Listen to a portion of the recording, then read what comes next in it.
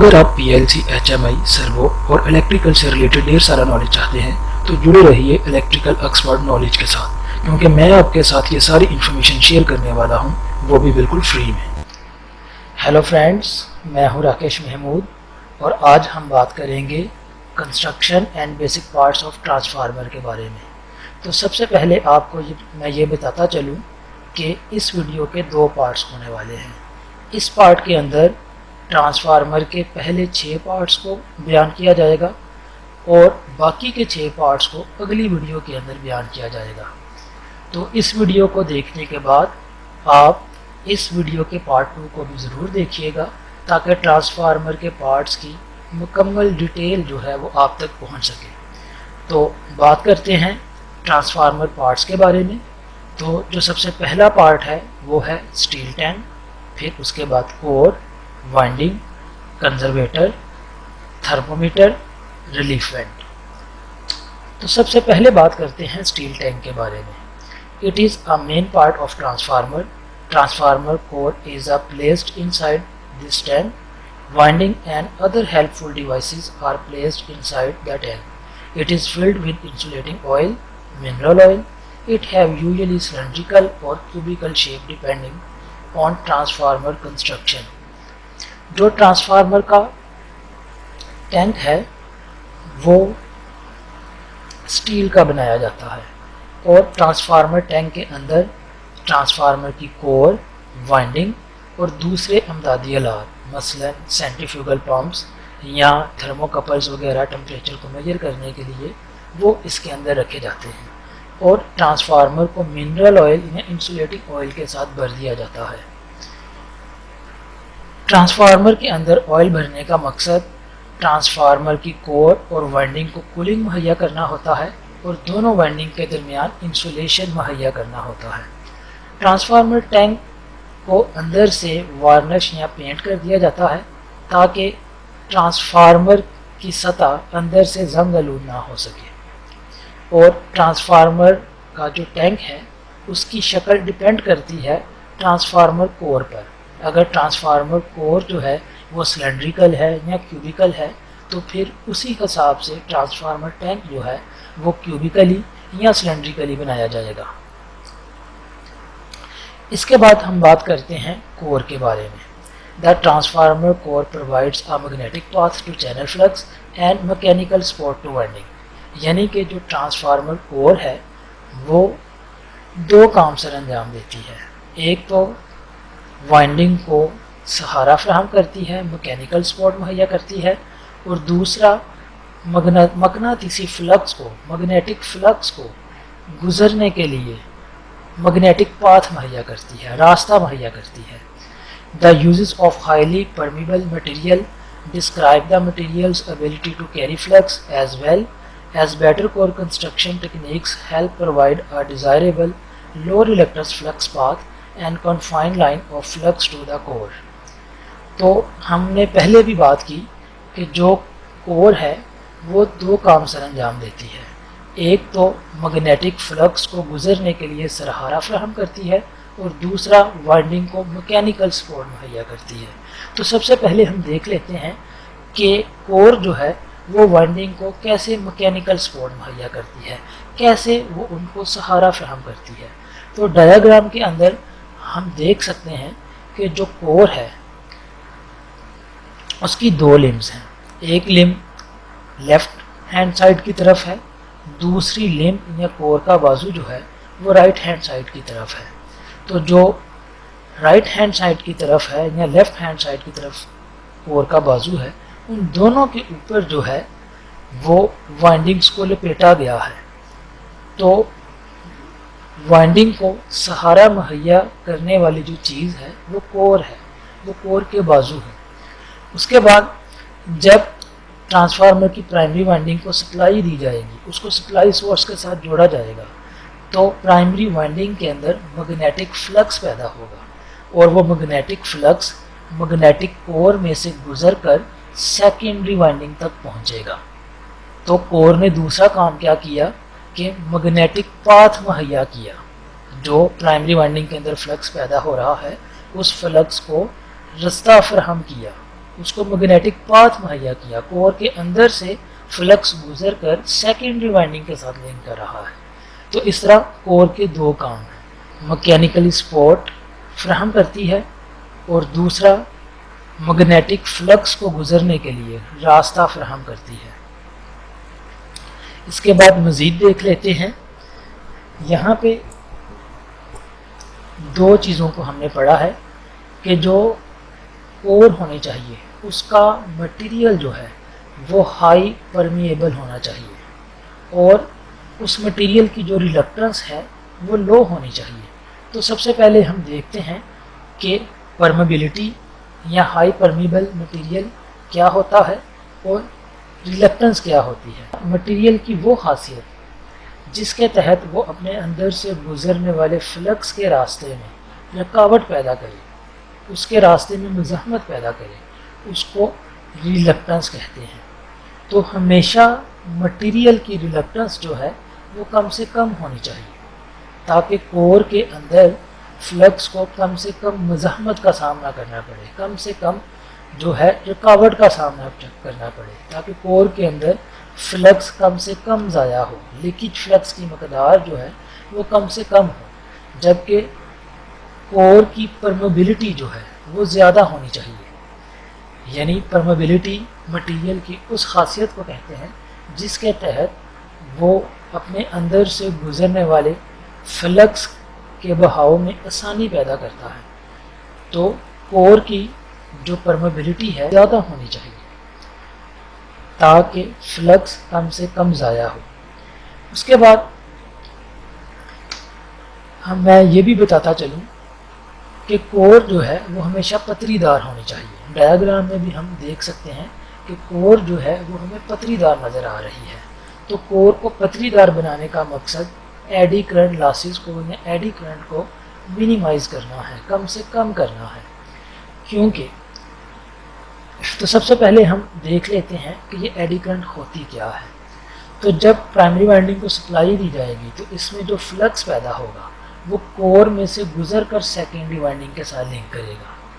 तो इसका मतलब क्या हुआ कि जो फ्लक्स है वो सिर्फ सेकेंडरी वाइंडिंग के साथ ही लिंक नहीं कर रहा बल्कि वो कोर के साथ भी लिंक कर रहा है, क्योंकि प्राइमरी वाइंडिंग का फ्लक्स कोर में से गुजर कर सेकेंडरी वाइंडिंग के साथ लिंक कर रहा है। यानी कि पहले फ्लक्स जो है वो कोर के साथ लिंक कर रहा है और उसके बाद जो है वो सेकेंडरी वाइंडिंग के साथ लिंक कर रहा है। तो सेकेंडरी वाइंडिंग में ईएमएफ पैदा होने के साथ साथ, करंट पैदा होने के साथ साथ कोर के अंदर भी करंट पैदा होगी, क्योंकि फ्लक्स जो है वो कोर के साथ भी लिंक कर रहा है। तो कोर के अंदर पैदा होने वाली करंट को एडी करंट का नाम देते हैं। तो कोर अगर पतरीदार ना बनाई जाए, कोर जो है वो सॉलिड फॉर्म में हो, वो सिलेंड्रिकल फॉर्म में हो, तो फिर क्या होगा, कोर के अंदर बहुत ज़्यादा एडी करंट पैदा होगी। तो बहुत ज़्यादा एडी करंट पैदा होने का मतलब है कि कोर का दर्जा हरारत बहुत ज़्यादा होगा, जिसकी वजह से कोर जो है वो जल सकती है। तो इस तरह इस हरारत पर काबू पाने के लिए कोर को पतरीदार बनाया जाता है। अमूमन सिलिकॉन स्टील की पतरियाँ काट के उनको वार्निश के अंदर भिगो दिया जाता है और जब ये पतरियाँ सूख जाती हैं तो इनके ऊपर वार्निश की तह चढ़ जाती है और इन पतरियों को जब आपस में जोड़ा जाता है तो पतरियों के दरमियान वार्निश की जो है वो तय होती है। तो इस तरह एक पतरी का दूसरी पतरी से फिज़िकल कांटेक्ट जो है वो ख़त्म हो जाता है, बल्कि पतरियों के दरमियान जो है वो वार्निश की लेयर आ जाती है।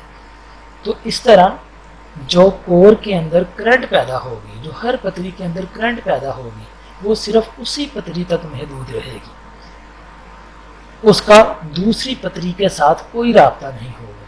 तो इस तरह कोर के अंदर जो एडी करंट है वो महदूद हो जाएगी, वो मिनिमाइज हो जाएगी।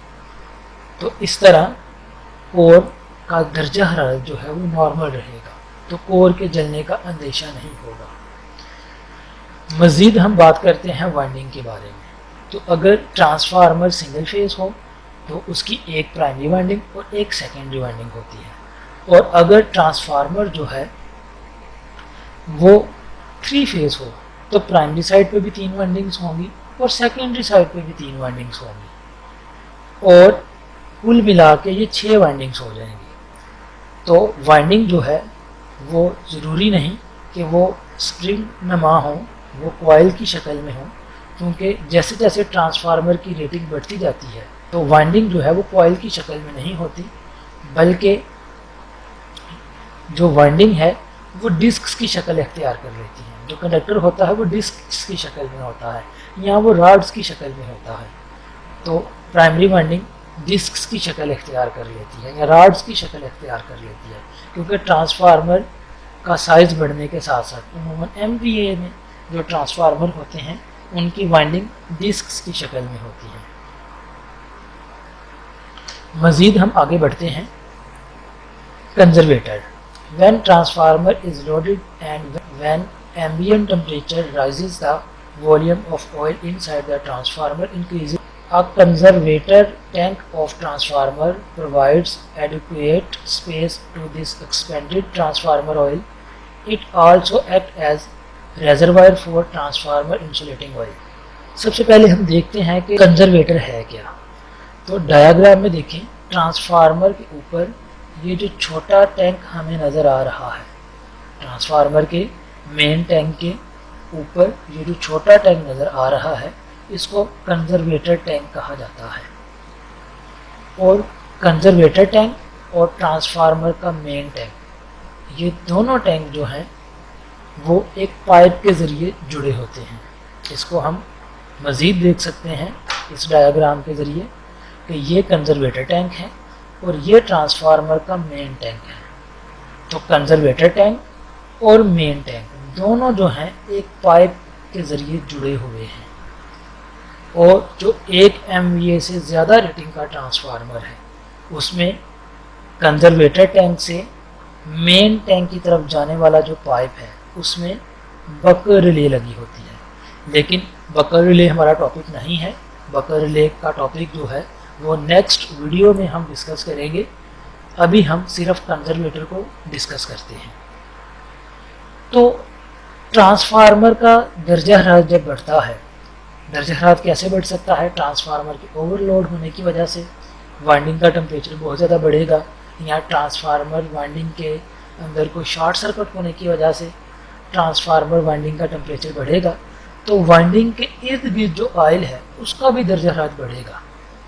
तो हमें पता है चीज़ों का दर्जा हरारत जब बढ़ता है तो वो चीज़ें फैलती हैं, गर्म होने से चीज़ें फैलती हैं, ठंडा होने से चीज़ें सिकुड़ती हैं। तो जब ट्रांसफार्मर ऑयल गर्म होगा तो वो गर्म होकर फैलेगा। तो अगर ट्रांसफार्मर टैंक के अंदर ऑयल को गर्म होकर फैलने के लिए जगह नहीं मिलेगी तो ट्रांसफार्मर का टैंक जो है वो फट सकता है। तो इस कंडीशन में जो कंजर्वेटर है वो क्या काम करता है कि ऑयल को गर्म होकर फैलने के लिए जगह फराहम करता है। यानी कि जो ट्रांसफार्मर का मेन टैंक है उसके अंदर ऑयल जब गर्म होगा तो वो गर्म होकर फैलेगा। तो फैलने से वो क्या होगा, इस पाइप के ज़रिए कंजर्वेटर टैंक में चला जाएगा। तो कंजर्वेटर टैंक के अंदर ऑयल जो है ठंडा होने के बाद फिर दोबारा मेन टैंक के अंदर वापस आ जाएगा। तो इस तरह कंजर्वेटर टैंक ने क्या किया, ट्रांसफार्मर के मेन टैंक के अंदर जो ऑयल है उसको गर्म होकर फैलने के लिए जगह फराहम की। तो इस तरह ट्रांसफार्मर का जो मेन टैंक है वो फटने से बच गया, क्योंकि अगर ट्रांसफार्मर के मेन टैंक के अंदर ऑयल के गर्म होकर फैलने के लिए जगह ना होती तो वो फट सकता था। मज़ीद हम आगे बढ़ते हैं। बात अभी हम करते हैं थर्मोमीटर के बारे में। A thermometer is a device that measures temperature or a temperature gradient, the degree of hotness or coldness of an object। तो थर्मोमीटर जो है वो किसी भी चीज़ का टेम्परेचर मेजर करने के लिए इस्तेमाल होता है। तो इसी तरह ट्रांसफार्मर के साथ भी थर्मामीटर इस्तेमाल होता है। इसको हम डायग्राम में देख सकते हैं। ये जो हिस्सा है ये ट्रांसफार्मर का थर्मोमीटर है, इसको हम देख सकते हैं, ये डायल टाइप थर्मामीटर है। और ये थर्मामीटर का डायल जो है वो एक वायर के ज़रिए जो है थर्मोकपल के साथ जुड़ा हुआ है।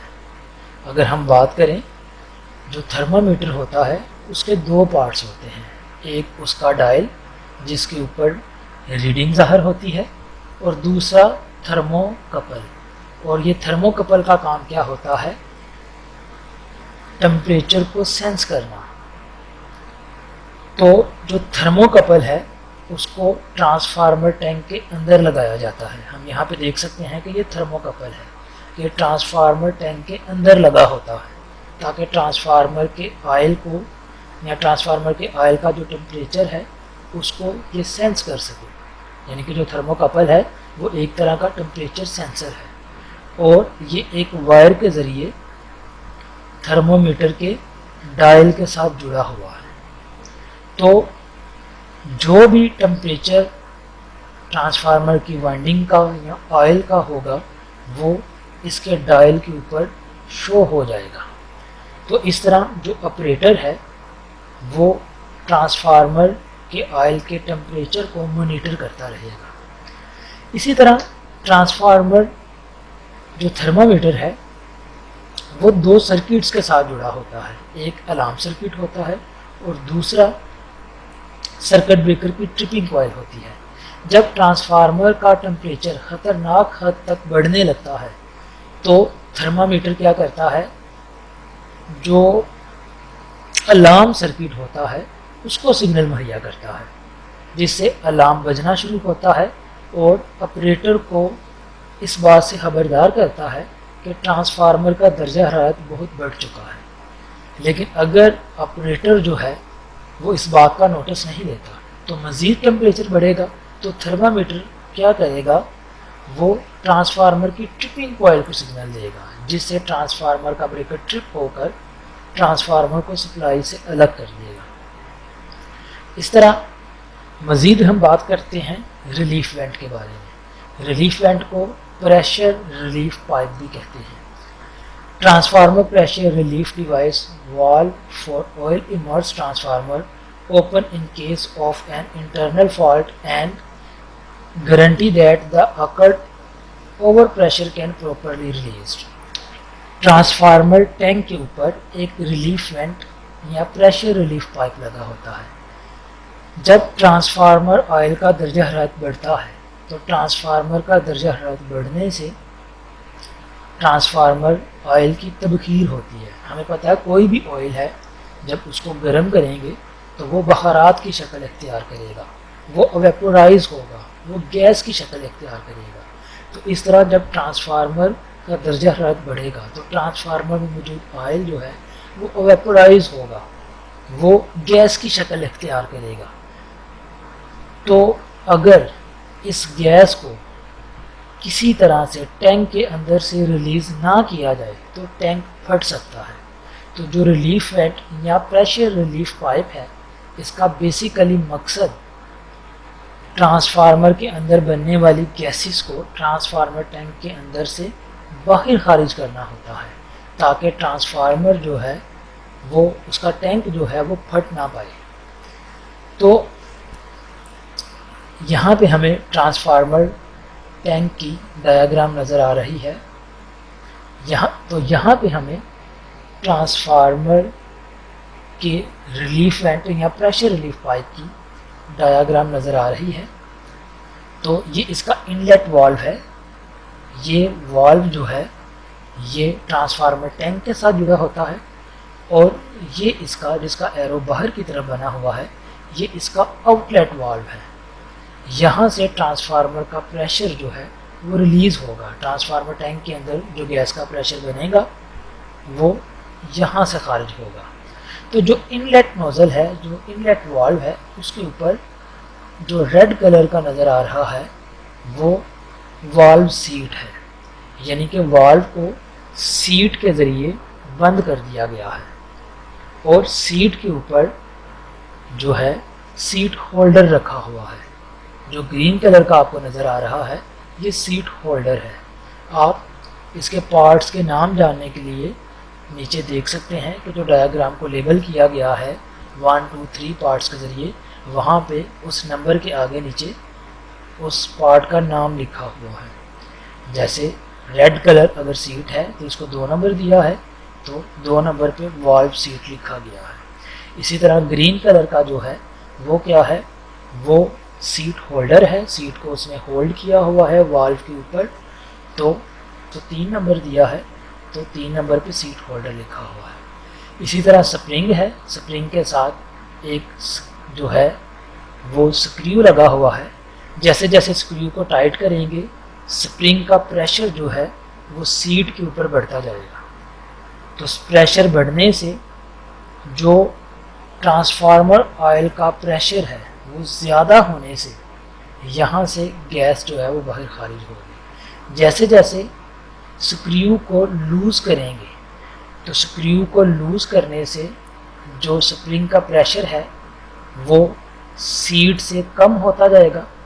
तो कम प्रेशर, तो ट्रांसफार्मर ऑयल के अंदर बनने वाला जो गैस का प्रेशर है वो कम प्रेशर भी सीट को उठा सकता है और खारिज हो सकता है। तो इस तरह से प्रेशर एडजस्टमेंट जो है वो इस स्क्रू से करते हैं। तो ट्रांसफार्मर के अंदर जो गैस बनेगी उस गैस का प्रेशर जब खतरनाक हद तक बढ़ेगा तो वो प्रेशर जो है वो सीट को जो है ऊपर की तरफ धकेलेगा। तो इस तरह सीट ऊपर की तरफ उठ जाएगी, तो यहाँ से गैस का प्रेशर जो है वो रिलीज़ हो जाएगा, आउटलेट वाल्व की तरफ जाता हुआ रिलीज़ हो जाएगा। तो जैसे ही गैस का प्रेशर जो है वो रिलीज़ हो जाएगा तो सीट स्प्रिंग की वजह से दोबारा वाल्व के ऊपर जो है वापस आ जाएगी। तो मज़ीद अगर फिर गैस का प्रेशर बनता है तो मज़ीद गैस जो है, गैस का प्रेशर जो है वो सीट को ऊपर की तरफ धकेलेगा और गैस का प्रेशर खारिज होगा, और गैस का प्रेशर कम होने से दोबारा स्प्रिंग का प्रेशर बढ़ेगा और सीट को दोबारा वाल्व के ऊपर रख देगा। तो इसी तरह वक्तन फ़वक्तन ट्रांसफार्मर टैंक के अंदर बनने वाला गैस का प्रेशर जो है वो रिलीफ वेंट या प्रेशर रिलीफ पाइप के ज़रिए ट्रांसफार्मर टैंक से खारिज होता जाएगा और ट्रांसफार्मर टैंक जो है वो उसके फटने का अंदेशा नहीं होगा। तो आज के लिए इतना ही। उम्मीद है आपको तमाम पार्ट्स की भरपूर तरीके से समझ आ गई होगी। आज के लिए इतना ही। खुदा हाफिज़।